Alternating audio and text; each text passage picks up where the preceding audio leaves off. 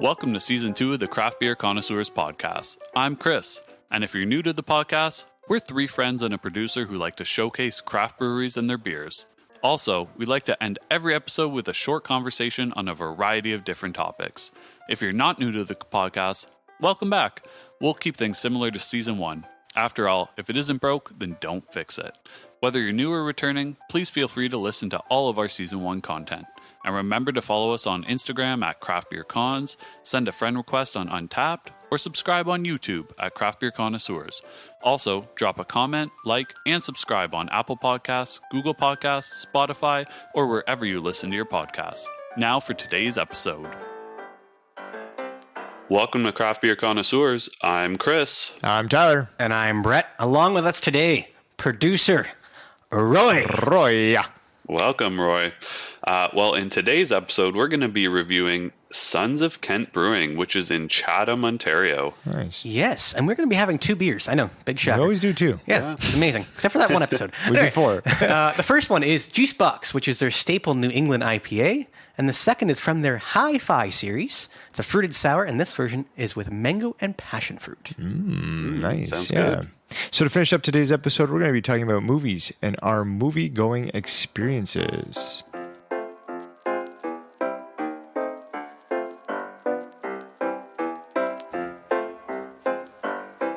And we're back talking about Sons of Kent. So the brewery is located at 27 Adelaide Street in Chatham, as we mentioned, which is just a little bit on the outskirts of the downtown with McGregor Creek running behind it. So for those who are familiar with the Chatham area. So the tap room seats up to 80 people, and it opened on June 17th, 2017. And the building itself used to be an old Cinema 6, and it underwent extensive renovations with a lot of support from local contractors in order to make that happen. Nice. Probably because they knew they were going to get some beer out of it. I'd hope they did. Worked it into the contract, I would suspect. All right, yeah, so it was founded by locals Colin Chrysler, Alf Hunter, Doug Hunter, and Tim Copeland, who are natives of the Chatham-Kent area. So they actually left the municipality for a number of years before reconnecting and coming back home. Aww. Right? There you go. And becoming the Sons of Kent. Yes. There you go. So It's funny because I thought at the actual looking it up, I was like, oh, they're all sons of a guy named Kent. Nope. It's the Chatham-Kent area. I keep forgetting about that. Oh, my goodness. So Chrysler stated in an article, I believe it was, that they aren't serious people, so we'd probably get along really well. But they take the beer, making process pretty damn seriously. Yeah, so we get along well. Yeah. Right. We all have priorities, right? And as true. long as the beer's done right, we're okay. Who cares right now? So Sons of Kent focuses on a premium product using traditional methods and modern ingredients along with placing themselves within the community, being a member of the BIA, plus many different collaborations and beers with initiatives to give back to the community. So obviously we've kind of mentioned previously that we enjoy baseball. So just a couple of... We do, don't we? Yeah, a little bit. Just a little bit, I think. Yeah, I think so. So a couple of baseball partnerships that they've previously done. So they actually partnered with the Chatham-Kent Black Historical Society and Black Mecca Museum to bring awareness to the 1934, not 1394, 1934 Chatham Colored All-Stars, who were the first team of color to win an OBA championship with proceeds of the beer going to the museum itself. Nice. Yes. Yeah, that's awesome. And also, does anybody know like a major leaguer who was from the Chatham area? Yes. Not current, but... I do. I do know, possibly because I'm looking at it. Did you know this before, though? I didn't, actually. No. Now you know. I did. Yes. So Chatham's hometown Let's hero... tell the listeners. I'm leading into that. Is Ferguson Jenkins. Fergie. Yes. He's actually a Hall of Famer. Yes. 284 career wins, over 3,000 strikeouts. I think one of only 22, 23 guys that have 3,000 strikeouts in the majors. Yeah. So his likeness was on the can art of Fergie's classic Pilsner. Okay. So with proceeds from that one went to the Chatham-Kent Children's Treatment Center. So over 44,000 cans of that were sold, along with over 6,000 pints. The total amount raised was just over $17,000. And another local company also matched a portion of the proceeds, bringing the grand total to over $30,000. And producer Roy liked the can art so much, it's actually on display in his dad's garage. I was going to say, I believe producer Roy bought at least one of those 44,000 cans. Yeah. Yeah. I bought one as well. So Two, but did you? I There didn't you seem go. to get one. So Yeah, me neither. Now, when you mentioned Fergie Jenkins, you said he's a Hall of Famer, correct. but you didn't mention that he's a two-time Hall of Famer. Oh, Canadian Baseball Hall of Fame in St. Mary's, Major League Baseball. Yep. Correct. Yeah, Yeah. you didn't mention which Hall of Fame. Well, I figure though, if he's in the Major League Baseball Hall of Fame and he's Canadian, he's probably in the Canadian Baseball Hall of Fame. Yeah. It's a pretty good chance. he is in both, and had a beautiful career with the Chicago Cubs. Yes. And still pretty active in MLB and the Chicago Cubs organization. So now an additional fun fact, because we just like to throw fun facts out here like it's just, they're going out of style.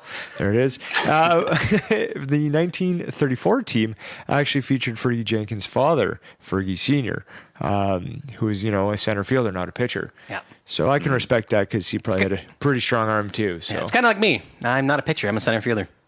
So hopefully his father didn't. Wrong. Hopefully his father didn't have 3,000 strikeouts as a hitter. I hope not. We didn't go into those fun facts. No. But we should probably start talking about the beer, shouldn't we? Well, at least the brewery. Yeah, let's do that. So Sons of Kent has won many of awards, including 3 at the 2020 Ontario Brewing Awards. So they won gold for their Scotch Ale, silver for Juice Box, which is one of the ones we're having today, and bronze for Don't Panic. That was a very emphatic hand gesture. Just sad to. Now we are doing a little bit of video recording, so we might be able to piece some things together and put it in the YouTube channel. And that might be it. That might be the motion right there. That was the Heisman from Brett. Yes, the Heisman. Yeah. Coming at me of all people. So Don't Panic was an oatmeal stout that was released right at the beginning of the pandemic. Yeah. Nice. So has anybody been to the brewery itself? You know what? Brett's just going to keep going. We don't even need to be here, Chris. Yeah, One-man show. What are we here for? I don't even know. Just keep the going. beer? This is just Brett and Roy, I guess. The Brett and Roy show. Chris, have you been to the brewery before? I have not. I've not even been to Chatham, actually. Just passed through on the Via Rail a few times. Yeah. Oh, there you go. Interesting. What about you guys? I have not been to the brewery. I have been to the Chatham-Kent area, yes. Yes, I've been to the Chatham area, but not to the brewery. I had plans to go one day, but those plans got canceled. You know what? We can always make plans again. And probably cancel them. And yeah, like the brewery's really not that far away. It's a good probably I'd say 45 minutes to an hour. A little closer for you guys than me, but area. Yeah, true. Well, I guess that means Chris and I'll go, and you and Roy can stay at home and drink, or at least look at your Fergie Jenkins cans. Yeah. Sounds like a good plan. All right, let's move on a little bit here What to the... about Roy? Has Roy been to the brewery? No, Roy hasn't been to the brewery. He has been to the Wheels Inn, though, in Chatham. Oh, okay. That's Not another familiar fun with fact that. for everybody listening at home. Yeah. On Untapped, we've had, let's see here, there's 95 beers that have been created. Correction, 96. There it is. Their new release of Gourds Smoked Porter in memory of Gord. And do we know any more information on Gord? He was a lifelong resident of Erio, which I believe is just south of Chatham. Okay. He has a passion for lakes. He was also famous for his smoked fish. There you go. Yes. So although that was the inspiration for the beer, they ensure that it tastes nothing like smoked fish. Good for them. Well, Good for them. That's a relief. So that's 96 beers that have been created on Untapped with an overall of 3.72, and we'll see if that goes up or down depending on the smoked fish. That's true. Brett, how many beers have you had? I've actually had 13. I was actually surprised at how many beers I've had from Sons of Kent. My highest rated one is the Berry Wheat. I think you guys all know what that one is, obviously, raspberry wheat. 4.5 was my rating for that one. Chris? Yeah, I've had 2. So I've had the 8-track Pale Ale as my highest with a 4.25, and I've also had the Berry Wheat from them. Producer Roy has had 8, and apparently great minds think alike because we both rated the Berry Wheat at 4.5. Nice. Yeah. Tyler? Thank you for asking. So I've had the Juice Box. Don't know if you guys have heard about it. Like apple, orange? Yeah, there it is. And I give it a 4.25. So We'll see if that rating changes today. yeah, it was a good beer. And that's the thing is, I look around and see everybody else's ratings on some of the other beers that I haven't had from Sons of Kent. So I'm really happy that we're having them on today's episode, and hopefully we can get some good results out of their beers. And just kind of going back, the Juice Box, when did you have that? Oh, I can't even remember. Do I have to look it up? Maybe. I'm kidding. Well, you Do you have the information on it? If you want to look that up, you can. While I tell people that Sons of Kent is available in quite a few grocery stores and LCBOs across the province. So they've got some main ones. So the juice box is available in, I'd say most LCBOs, at least in Southern Ontario. Yeah. The 8-track, Flywheel, and then some of their seasonals. They have one called Spirit Wolf, Best Beer, their English Ale, and the Scotch Ale. You might be able to find in some grocery stores or some LCBOs. Get it a goal to winning beer. Get the Scotch Ale, and also the Spirit Wolf is a coffee blonde. Just to for the listeners at home. To answer Brett, I had it on March 12th, 2021. Okay. So almost done. I don't know what the date of significance. No, I'm just saying if you had it like recently, or if you had it back in a previous batch. That's what it's kind of going for. No, March 12th, 2021. Well, about 1 year ago. About 1 year ago. Yeah. All right, so in terms of Sons of Kent beers that aren't in the grocery stores or LCBOs, their hours at the bottle shop / tap room is Tuesday, Wednesday from 12 to 8, Thursday to Saturday from 11:30 to 8, because, why not open up a half hour earlier on Thursday to Saturday, and Sunday from 12 to 7. Delivery-wise, Tyler, since you're a big delivery of beer guy. Yeah, I pick beers up and I drop beers off. It's true. So delivery for Sons of Kent is $15 in flat rate shipping across Ontario, which is nice to see because in that way you don't have to do any kind of math and try to figure out where you are and what postal code, all that jazz. They also do offer free shipping over $100 anywhere in Ontario and local delivery to Chatham, Kent, Sarnia, Windsor, and London on selected days with a minimum $50 order. Absolutely. So what we're going to do, as always, is link their information on our social media so people can place those orders and visit the bottle shop and tap room. And as always, we drink beer on this podcast, so let's get on to the first one.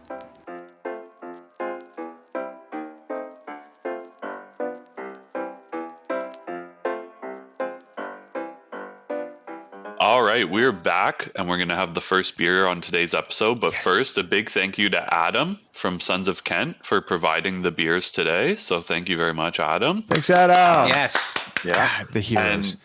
And, Adam didn't only provide the beers. He also provided a Sons of Kent branded hockey puck. Nice. So we can go play some shinny. Yeah. little twig and rubber? Is that what they call it? Absolutely. Chris, do you also want to explain what happened with the beer delivery? Yeah, maybe a little oopsie daisy on my end. So, as you go to open up a package, you like to use something sharp.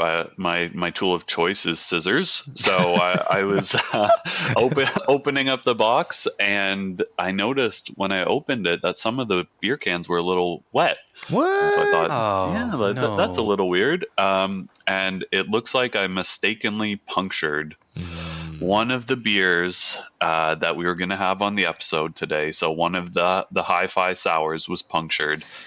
So unfortunately, instead of 4 beers to split amongst the 4 of us, it's 3 beers split amongst the 4 of us. Can we just take a moment of silence for that beer?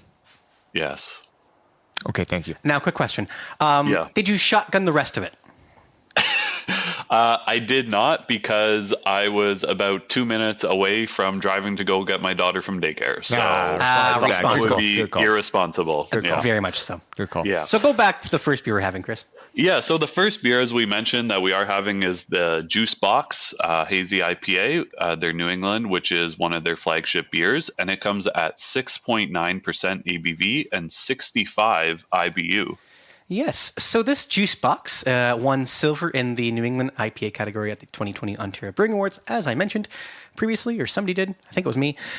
This beer is made with Amarillo, Citra, Simcoe, Mosaic, Cascade, and Centennial hops. There's a lot of hops going on here. Yeah. That's a lot of hops, yeah. That's a couple for sure. Some would say 6. There you go. So the beer is described as being deep, hazy orange in color with a blast of fresh herbal hops and juicy citrus and tropical fruit aromas and flavors, which we love. I think we can all agree on that. We love to see that with a New England IPA, right? Now the palate is smooth and creamy with notes of pine and citrus. Again, kind of getting that IPA kind of pininess through it. And this is best paired with I'm surprised that I get to say the honor of what it's kind Please of paired go with, ahead. but thank you, Brett. It's paired with fresh seasonal summer dishes, which really keeps the scope open because I don't know what fresh seasonal summer dishes is, but it could be a multitude of things. It's mostly because we still haven't taken our cooking class yet there, Tyler. I know. We got to get on that. Yes, we do. So a perfect beer to have in February and March. Yeah, right? Get us primed and ready to go for summer season. Yeah. All right. Well, on Untapped, you can follow us at Craft Beer Connoisseurs and on our Instagram at Craft Beer Cons. Now, the overall rating for this juice box beer is 3.89 out of 5 with about 4,100 check-ins. So decent amount of check-ins on this one. And a high rating for it, too. Yeah, pretty high rating as well. So our Craft Beer Connoisseurs friends on Untapped have checked in this beer 69 times. 68 times, says Roy, with an average rating Says of... Roy. And Roy is always right. Roy knows everything. With an average rating of 3.99 from our friends. So pretty good rating. So they even like the beer more. Wow. Yeah. All right. Well, let's grab this wonderful can, which I'm sure we'll get around to talking about it shortly. And let's grab our glass and let's get our hand on the right tab. Let's open her up.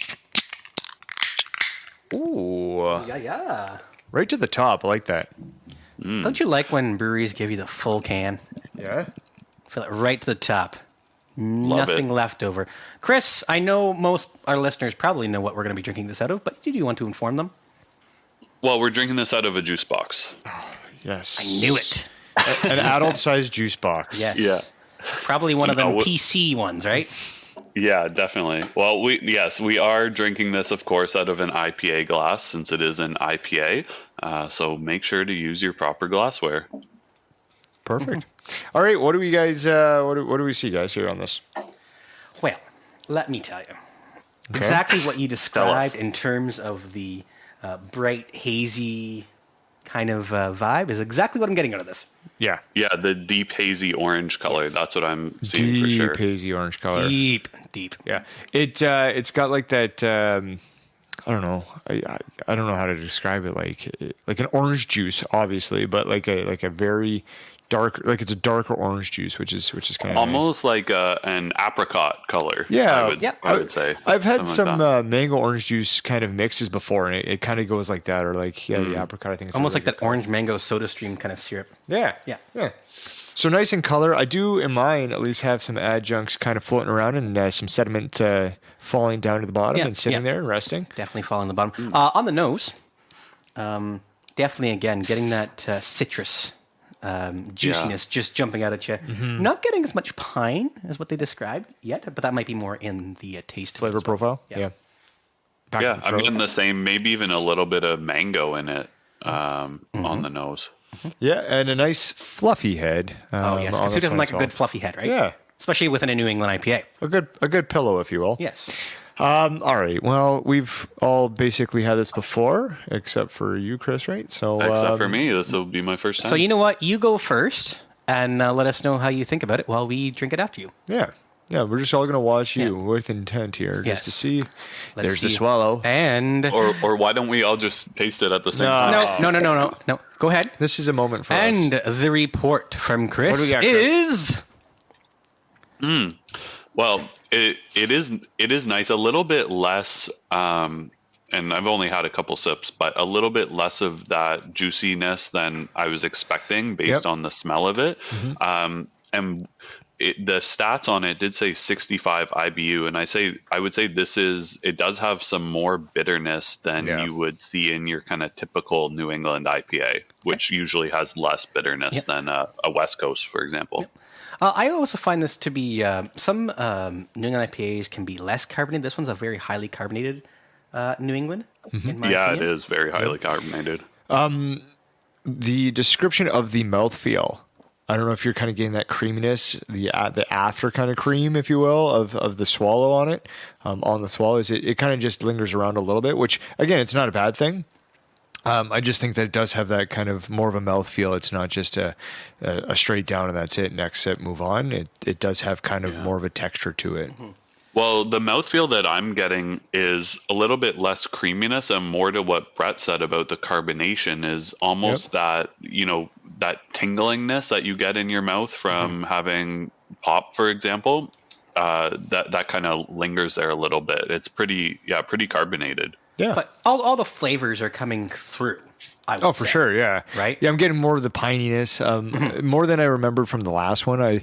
I'm trying to go back to that March 21st, 2021, or March 12th. Trying to think of where you were in time. Yeah, relive the moment. But I do feel that this has more piney than I remember, and it's not necessarily a bad thing. I think it's again a well balanced kind of beer. For maybe a juice box title, you really want those juices to be kind of hitting you, and I'm getting that.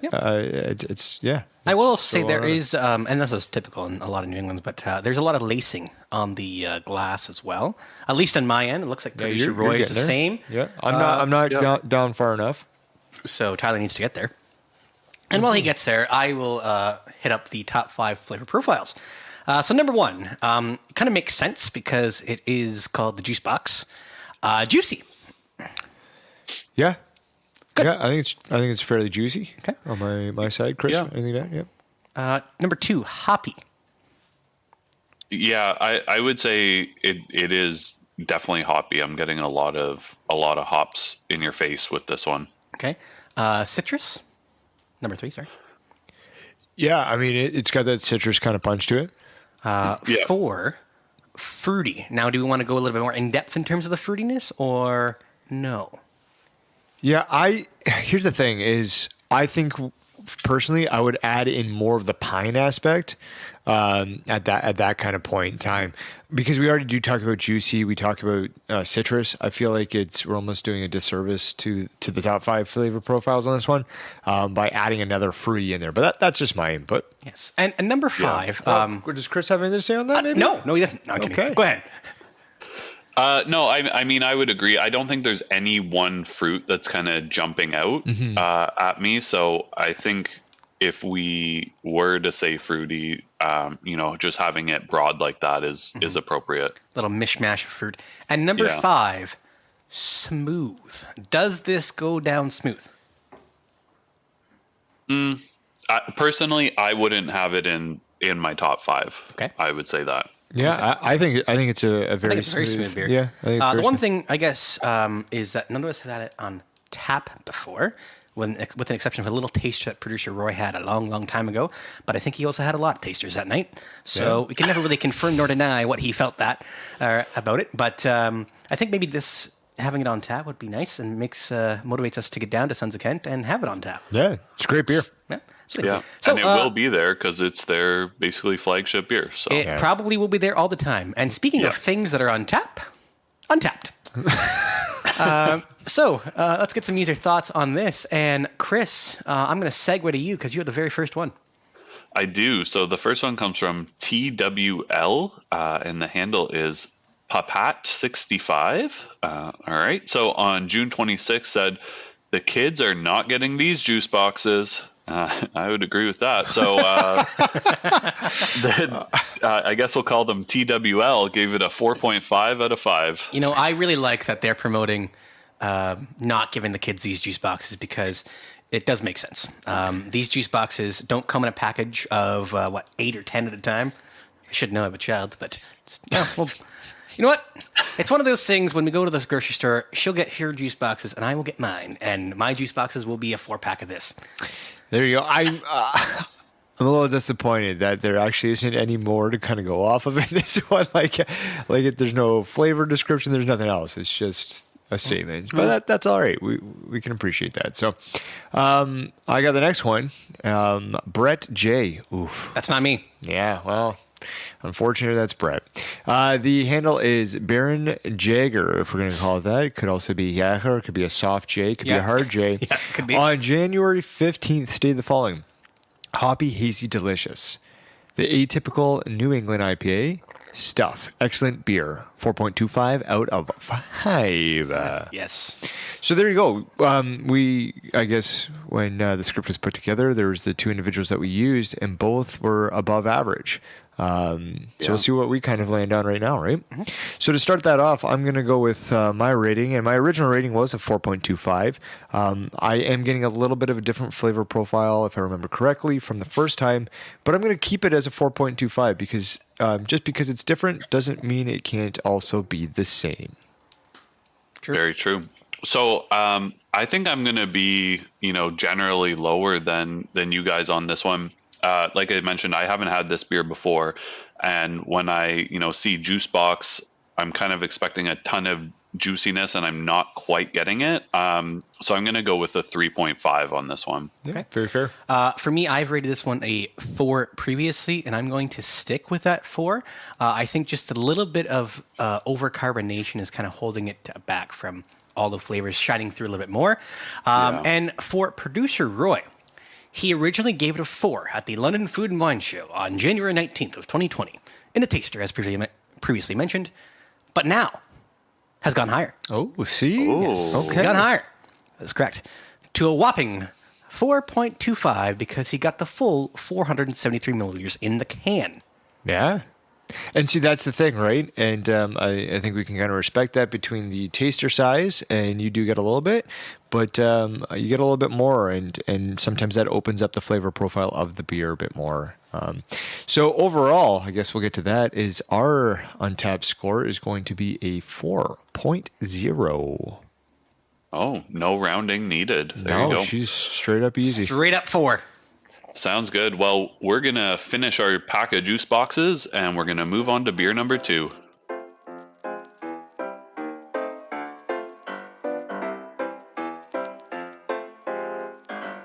All right, we have wheezed the juice out of the juice box. So for our listeners, the can Give a little does say context, that. Yeah, we didn't mention anything about the can in the last segment, so That's true. it does. And it say wasn't a can, not in a juice. box, just for everybody out there. Yeah, it was Because not beer in a box, juice I'd never heard of. No, wine in a box, maybe. Yes. Might be an opportunity there, boys. Beer in a box. Oh, there you Maybe. go. Anyway, let's move on to this one. Yeah, so we are having another beer on the episode. Amazing. And the second beer we're having is from Sons of Kent's Hi-Fi Sour series, and this one is the mango pineapple version. Or sorry, mango passion fruit version. Yeah, there you go. Yeah, it says pineapple on there. I think Man, that's a whoever writes this stuff needs to probably proofread it. Yeah, I mean a little bit quick there, let's Brett. blame it on Roy, maybe. I think so. You know what? I put it on Brett. I put it on Roy. All right, so this beer is described as being tart and refreshing with a huge punch of flavor, and that flavor might be a passion fruit. Could Maybe not a little be. mango. Could be. Yes, it's passion fruit. Yeah. Brett, what do Can you got? confirm.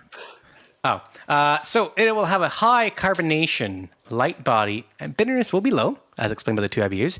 And the aroma is going to be apparently pleasant because, I like a good aroma in a beer, and if the aroma is not good, and we talked about this previously in a producer special, it kind of devalues the beer a little bit. So hopefully the aroma in this beer will be quite lovely.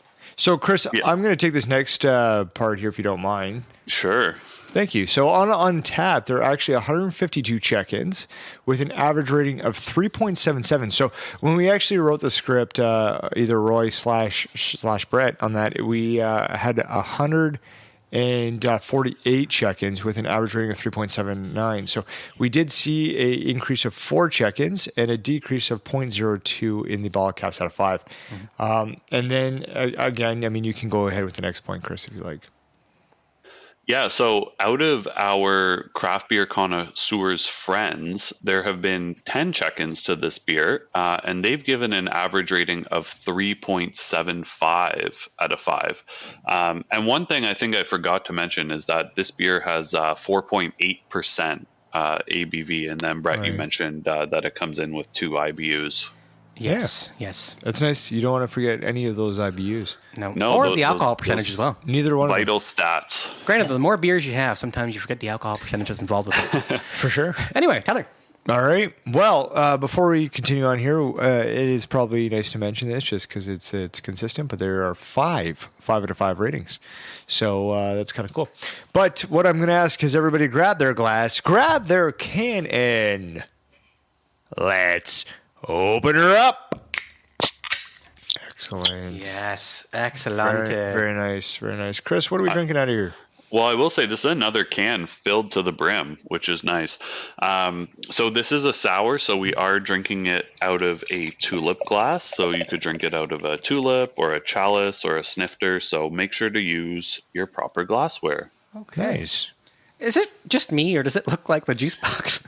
Yeah, it does look quite similar, actually. It looks maybe a little bit more darker than that. Now, we are talking about different size cans here, aren't we? Yes, that's true. So this is actually a 355 milliliter can. The first one was 473, just for our listeners out there. You want to describe this one, maybe? Oh, yeah, let's get it out of the way first. Let's not miss that opportunity. The old hi-fi, again, just 5 colors of the triangle: yellow, red, burgundy, dark blue, and a light blue.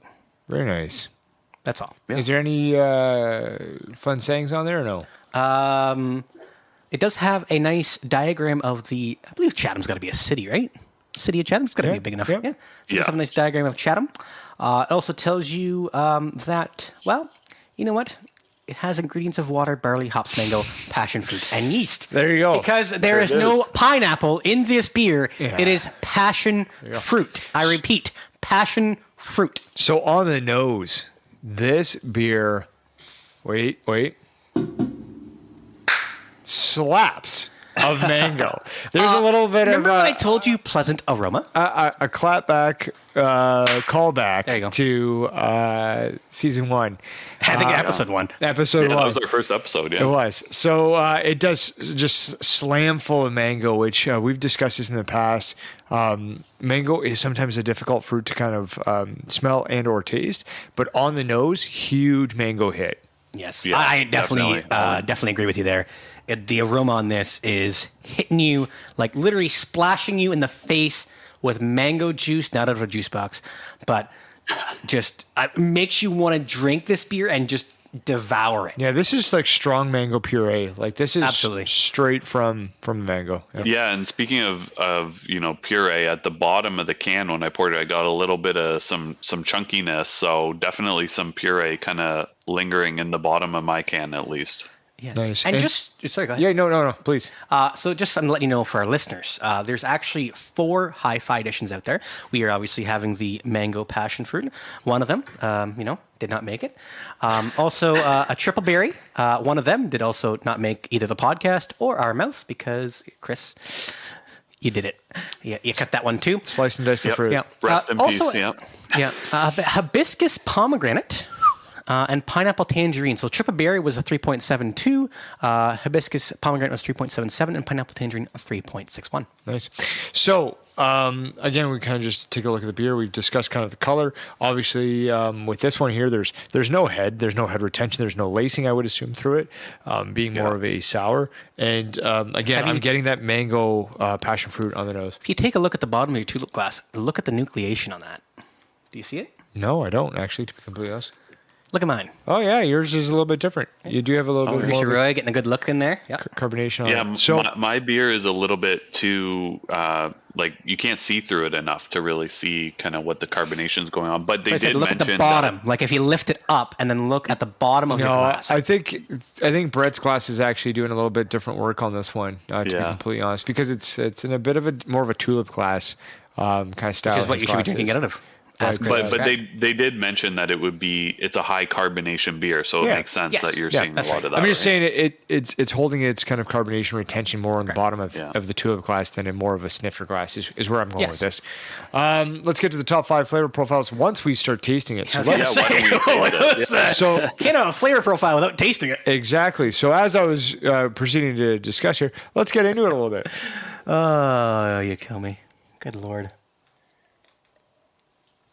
All right. That is straight fire mango. No, taste as well. Mango puree, as you mentioned, yes. Yeah, this lots of mango, lots of carbonation. Carbonation as well, right? I think that Juice Box IPA was, like we said, a little bit overcarbonated. There's similar amounts of carbonation I'm getting. I enjoy it. Yeah, I think it's nice. I think the thing with this too is because it's not overly sour. Like that mango-ness kind of like pulls it back a bit from being overly sour. I almost think that again, kind of you get that juice box kind of discussion that we had previously where you want that like juicy kind of feeling. This has that like overt kind of juiciness to it. Yeah, I think like the mango puree in this is taking away from the tartness of it. Mm-hmm. I'm not. But that's a good thing. For you, yes. For me, I would have appreciated a little bit less of the mango puree within it. I'm not saying by all means that this is a bad beer. That's not what I'm saying. But I think it's just what could be done is a little bit more of that tartness, a little bit more or a little less mango, I should say, not more mango. And maybe if they would have had more of like a ripe, natural mango flavor versus the puree itself, might have benefited the beer a little bit. That would be natural. Because like a puree, you're just taking a mango and pureeing it. Yeah, but I'm saying, is it an artificial, or you can't artificial a puree? But it could also be like a syrup too, right? Yeah, I know this is more of a puree. You think this so? is, I think it's natural. definitely puree, especially with like we mentioned, kind of seeing some thickness in it. But yeah, I agree. Like this is a lot less sour than you might expect from just even your traditional sour, and it's not crazy ABV like we said, 4.8%. But I'm getting almost no alcohol out of this. Like it's hard to. That's what I would definitely agree. Alcoholic. Yeah, it's very. This is a nice beer. If you want something that again, you're not getting that alcoholic kind of hit. You're not getting that beery kind of flavor. You're getting mango and you're getting passion fruit on the back end. At least I am. I don't want to dictate that for anybody else, but like it comes in strong with the mango and then kind of levels itself out. But it's a nice beer. The one thing I will say is, remember in the first one, the juice box, it was pairs with a summer seasonal dish. This would go perfect with a summer seasonal dish. And I feel as though we're having this kind of in the wrong season. We're having it in kind of like the dead of winter, right? I feel as though like if we were sitting on a patio, wherever, it could be at Sons of Kent, could be at a beer bar, whatever, this one would go down very, very, very quickly on a 25-degree sunny day. Yeah. Yeah. Yeah, and that's the thing is like I I take a sip of this thing and having like very fresh mango. This is like a very fresh mango, and then follow it up with a bit of the passion fruit on the back, and like this is nice for me at least. Top 5 flavor profiles. Now we're getting there. Yes, let's get into that now. Number 1, sour. No. Like, no. Yeah. I mean, like, sure, there's a hint of sourness, but this is not an overly sour beer, especially wouldn't be number 1. Yeah, and I think it's a good point to mention, Chris, because we talked about this before, is like that level of sourness can change how you enjoy the beer. Like if it's overly tart, overly sour, I don't want to speak for you, Chris, entirely, but you might kind of reserve a little higher of a score for it because it is too sour, it is too tart, and kind of remove a little bit of that juiciness. Number 2, mango. That should be number 1. Yeah, exactly. To me, that's number 1. Number 3, tart. Again, I wouldn't say so. No. Yeah. Okay. Number 4, passion fruit. I'd say probably 2 or 3. I wouldn't go number 1. Obviously, I wouldn't go number 1, but it's definitely there more so on the back end. I get the mango up front and the passion fruit on the back end. And then number 5, light. Yes. Yeah, I can agree with that. It's a nice light beer. I didn't know this until I kind of looked a little bit further on, but I had the exact same idea as producer Roy on this one. What about crushable? You know, it's not in the flavor profile, but it kind of goes back to the point that it's not really too sour. It's not really too tart. Is it crushable? Yeah, I definitely agree. It's crushable. As I mentioned earlier about on the hot summer day, 25-degree, sunny day. Yeah. I think it's also crushable in, -7 today?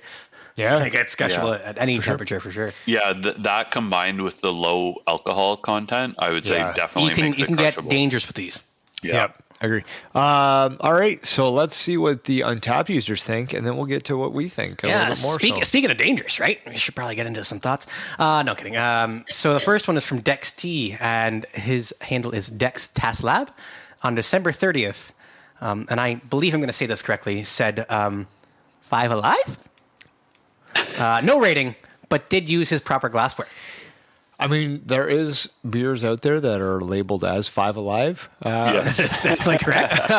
Maybe he has not had that one. That we've had previously, and I'd say they're more 5 Alive. I've never had a 5 Alive that is mango-based, personally.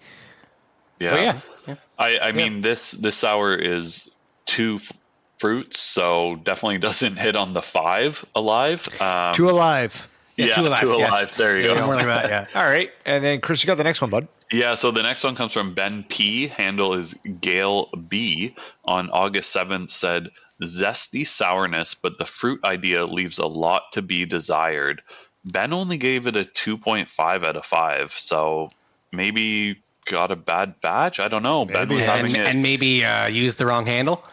That could have been another one. Ben P. using Gail B.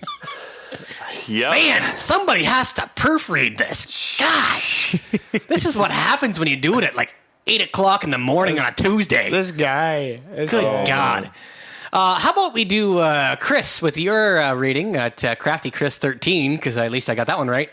Yeah, wow, you've got my handle memorized. That's awesome. All right, so out of 5 bottle caps, I do like this sour quite a bit. I'm going to give it a 4.25 out of 5. 4.25. I'm going to be a little bit below you. I think just the mango puree is just taking a little too much. I'm going to give it a 3.5. And for me, again, it says it's mango. It says it's passion fruit. It's an easy drinking. I'm going to give this a 5 out of 5. Whoa! 5. Wow. 5 out of 5. The first 5 of the season, and nobody saw it coming from Tyler. This is the first 5 on the podcast for myself. This here is a easy drinking. It is exactly like a mango. You can have a very, very fresh mango. You slice it up, put a little bit of passion fruit in the middle of that thing, and you just eat that straight with a fork, and you're good to go. That's what this is to me. It's not overly sour. I don't feel like this is going to give me any GERD issues later on. I could probably have 4 or 5 of these puppies. And this is, as you said, it's a nice patio beer, but I'm going to take this as we approach March here. So okay. Producer Roy, I'm just gonna give this because you went on a little tangent there because you had a 5.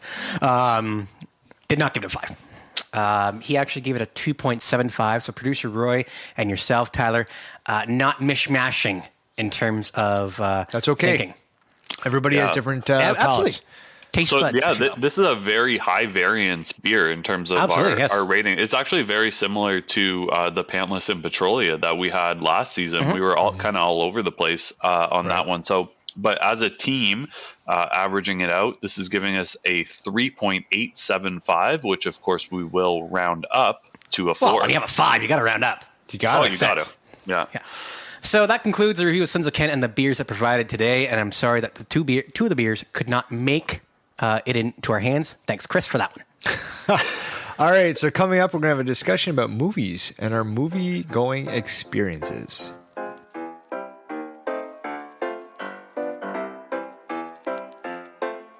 All right, so since Sons of Kent is located in an old movie theater, we figured, it just makes sense to talk about movies and our, movie-going experiences and our experiences at the movie theaters, right? Motion pictures. Mm-hmm. So, first of all, kind of, we'll do a round table as we usually do. Do we like going to the movie theater to see a movie? I'll throw it to you guys first. All right. Yeah, I'll go first. Not overly. We have gone to a couple of movie theaters, I was going to say recently, but pre-pandemic, which is, I guess... Not recently. Not recently at all. And we did the whole VIP experience thing. Mm. And that's probably the only way I'd go to movie theater moving forward. Yeah, the VIP thing in terms of having a beverage and a nice deep fried meal, and while watching, You didn't get burgers or nothing? No, mozz sticks, man. Come on. I like mozz sticks. Or popcorn. Yeah. Because apparently you have popcorn when it comes to movies. Yeah. Who could have thought? Oh, yeah. Yeah, apparently. I definitely, the VIP way is definitely the way to go. Fun fact, I know I've said fun facts many times today, but the last movie we actually saw in theaters was Impractical Jokers, the movie. That's how long it's been since I've been in a movie theater. That is so sad, right? It's just because of what kind of movie you saw. Well, I also wasn't thinking that things are going to be locked down, blah, blah, blah, right? Yeah, that was February of 2020. To see the Impractical Jokers? I have no clue. The movie, not even the show, the movie. I have no clue what that movie is, nor do I know when it came out. Do you know what the TV show is? Like Impractical Jokers? No, It's like four guys. absolutely Okay, not. Look it up. It's like Just for Laughs, but like worse. Oh, I hate Just for Laughs. Nothing's worse than Just for Laughs. And so they made a movie, and Brett spent money on it. And it was funny. Well, I'm the kind of the same as you. Like, movie theater, it's like, okay, like there's different experiences that you can have. Certainly when I was younger, like teenager, kind of in university, like it was more of a social thing to go to the movie theater. So it was more fun to go. But right now as an adult, like it's not the, not the thing I'd necessarily want to do. So we'll kind of lead into like what our favorite and least favorite things about the theater are. So Brett, you mentioned popcorn. My favorite thing about the movie theater is like walking in and just that scent of popcorn, like freshly popped popcorn with like too much butter just hitting you. It's awesome. Do you know my favorite part of the movie theater is the popcorn? The least part is paying $10 for said thing of popcorn. Yeah. But it's not worth $10. Prices in general are just crazy at the movie theater. Like, that's the one thing about the movie theater food. It's so badly overpriced. It's not even funny. Yeah. And that's the thing is like, that's why we do it like once in a while, right? Like we're going to actually have instead of going to dinner and a movie, we just do the dinner and movie at the same spot, but we don't go often. Producer Roy says, hasn't paid for a theater movie in a long time, thanks to the Scotiabank Scene programs, not sponsored. Just so you know, Producer Roy, you're richer than you think. Yeah. There you go. Depends on the movie, he's not a huge fan of being with a bunch of others, crying kids, loud people as well. But yet he decided to show up with us today. Yeah. And that's just it, because we have Chris and myself and one crying kid and Brian. So that's how my kid is not here. No, you're the crying kid. Yeah. Wow. Okay. Whiny kid. Yeah. So I, again, kind of circling back to it for myself, again, checking my privilege. I have a projector at home. So I have 126 inches that we usually do the podcast off of.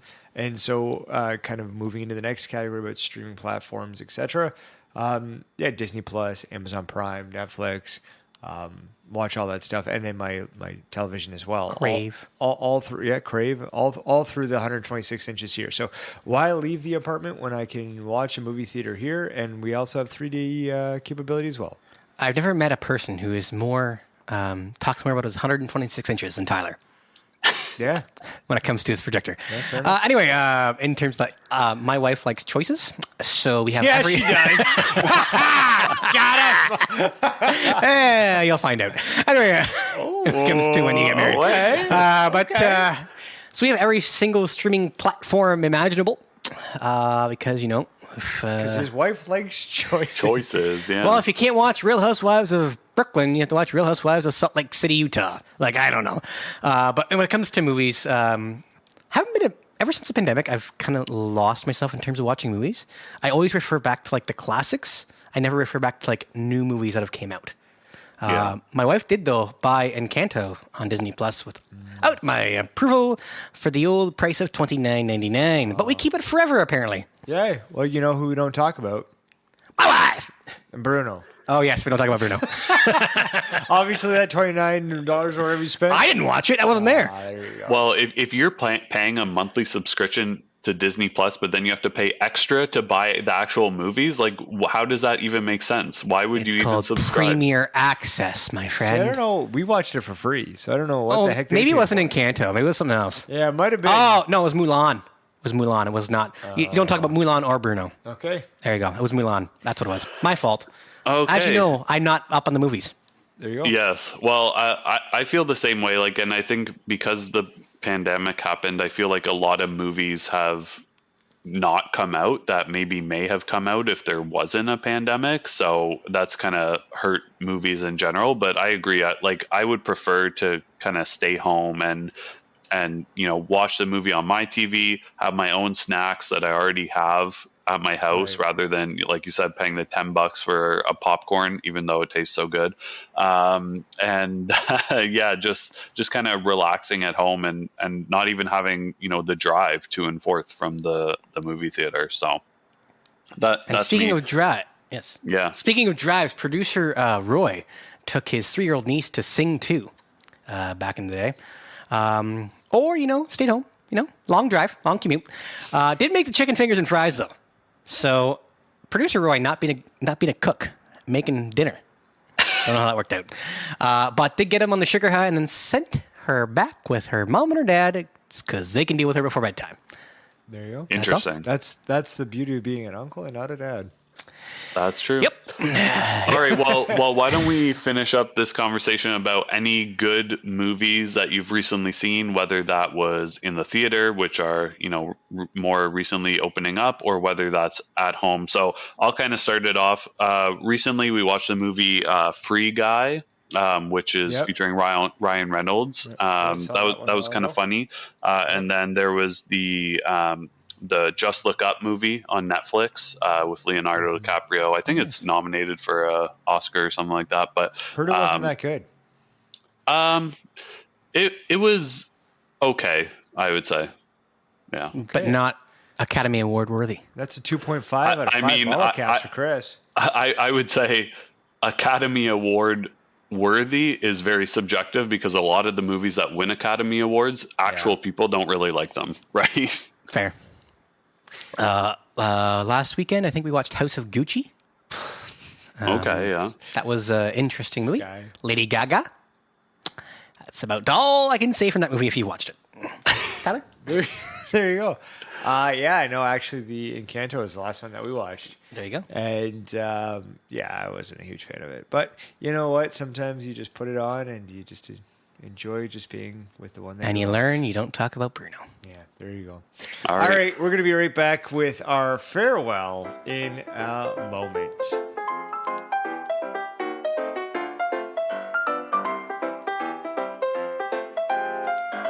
All right, and that's going to be it for today's episode.